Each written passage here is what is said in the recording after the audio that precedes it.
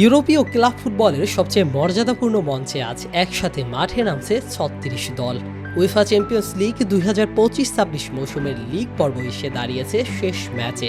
নতুন ফরম্যাটে ৩৬ দলের এই লড়াইয়ে আজকের রাতটা অন্য যে কোনো ম্যাচের চেয়ে আলাদা, কারণ আজ এক রাতেই নির্ধারিত হবে কে যাবে স্বপ্নের পরের পর্বে আর কে ধরবে বাড়ির পথ।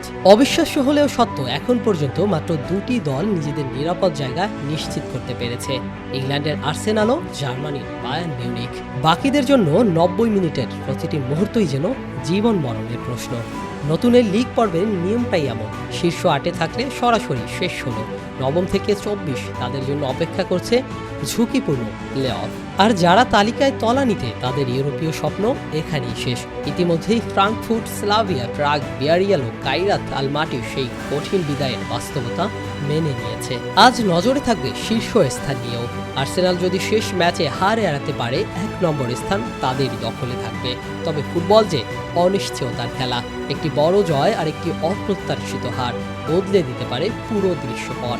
সেই সুযোগের অপেক্ষায় বায়ার্ন মিউনিখ। দূরে নয় রিয়াল মাদ্রিদও। সঠিক ফলাফল পেলে দ্বিতীয় স্থানে উঠে যাওয়ার স্বপ্ন দেখছে দলটি। Liverpool, Barcelona, PSG, Manchester city, inter Milan বড় বড় এই নামগুলো আজ চাপ নিয়ে মাঠে নামবে। আর মাঝামাঝি অবস্থানে থাকা মার্সেই, লেভারকুজেন, নাপোলি, বেনফিকার মতো দলগুলো লড়ছে টিকে থাকার জন্য। আজকের রাতটা তাই অন্য যে কোনো ম্যাচডের রাতের থেকে আলাদা। হিসেবের রাত, সিদ্ধান্তের রাত, কারো চোখে পানি তো কারো উল্লাসের রাত। ৩৬ দলের কয়েক মাসের লড়াই শেষে বিচার আজকেই।